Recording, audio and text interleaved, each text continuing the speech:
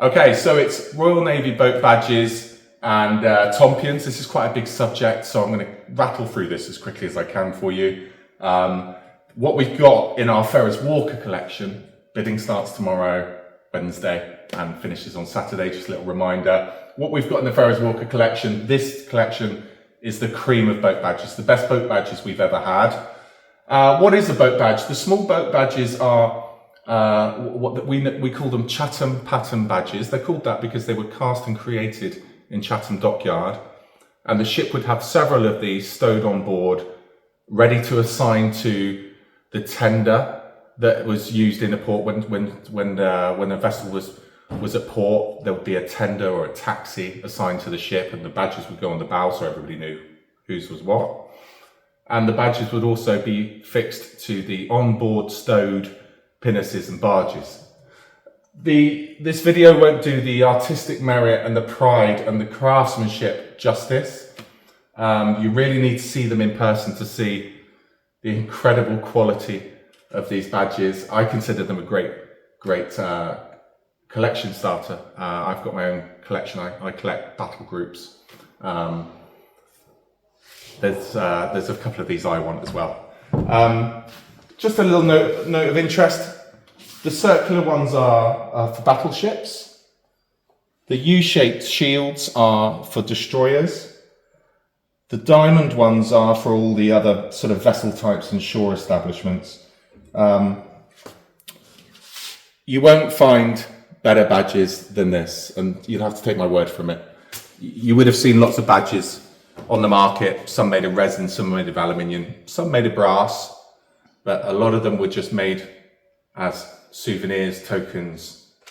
Each ship had a pattern on board, and sailors would offer sometimes scrabble together some aluminium or brass and get their own made for home. These are the Chatham pattern originals. So next we have a screen badges. Now, these are extremely rare because there was only ever one made. These are the main badge from, they were always fixed below the bridge of the ship. Sometimes I've seen the odd one fixed above, but that's why they're called screen badges, because they were fixed below the screen on the bridge, and that's why they're larger, more decorative. There's about 9 or 10 in the Ferris Walker collection as it stands. Here's just 5 of them, and each of these ships have impeccable history to them. And as I said, there's only one of those in the world, which is what makes them even more cherished. And as again, you can see the sort of pride that's gone into creating those. Below those, we've got, here's a great example of the next type of badge, the wardroom badge. So a wardroom badge, as the name suggests, would have lived in the officer's wardroom as a sort of symbol of pride in there. And we've got 4 or 5 gorgeous ones of those. This one's my particular favorite, not just because of the lovely history attached to HMS Thunderer, but the name's great, and obviously aesthetically, decorative merits wise, it's a gorgeous piece. If I could take home a wardroom badge, it would be that one. So on to Tompions. Tompions, it's only the Royal Navy, by the way, that call them Tompions. Everybody else calls them Tompions in every other navy and army in the world. They are the ceremonial gun covers from the end of the big guns and the small guns. We've got a real large selection here, as you can see. They're all round for obvious reasons. You do get the occasional diamond-shaped one that was on a wooden base, but these are all original gun covers from very, very important ships of World War I and World War II. There's some of these, even though they're the smaller ones, they are still the main armament Tompions from the ships, which is the most exciting, and that's the best one you can get off the ship. You've probably noticed that style from Liverpool. That's called a dress Tompion, which is just slightly fancier. Then we've got 4 or 5 of those, one from Ashanti there, which is gorgeous. Neptune's a lovely Tompion. Most importantly, in the Tompion range, what we've got are some huge Tompions from the really big guns of Jutland. They're the ones I'm most excited about. Those are the ones that are worth the most money. In 40 odd years of this business, you only find one of these a year if you're lucky.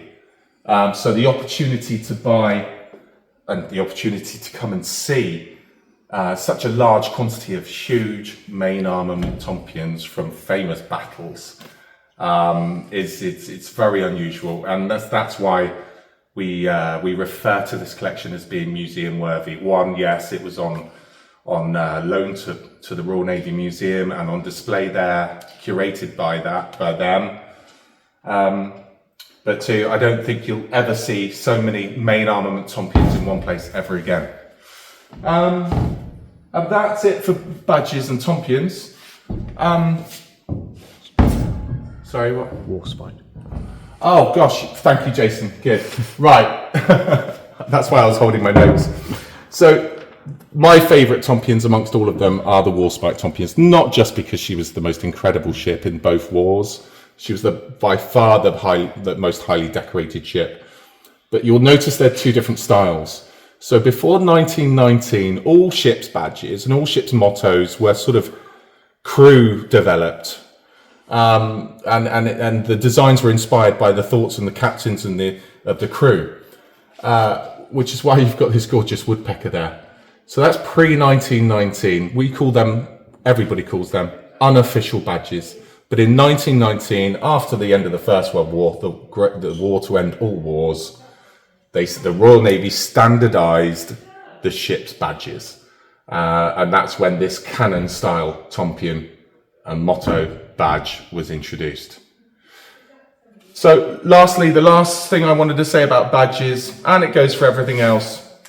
Jason, if you just pan over there to our other part of our Royal Navy showroom. Guys, don't forget, we do have another enormous, beautiful array of badges and Tompions and Royal Navy artifacts that we've either salvaged from the ships ourselves at the shipbreakers or accumulated from private sales, customers and auctions. So as you can see, it's well worth a visit, whether it's before the auction or after the auction. If you're interested in the Ferris Walker auction, do try and come and see it.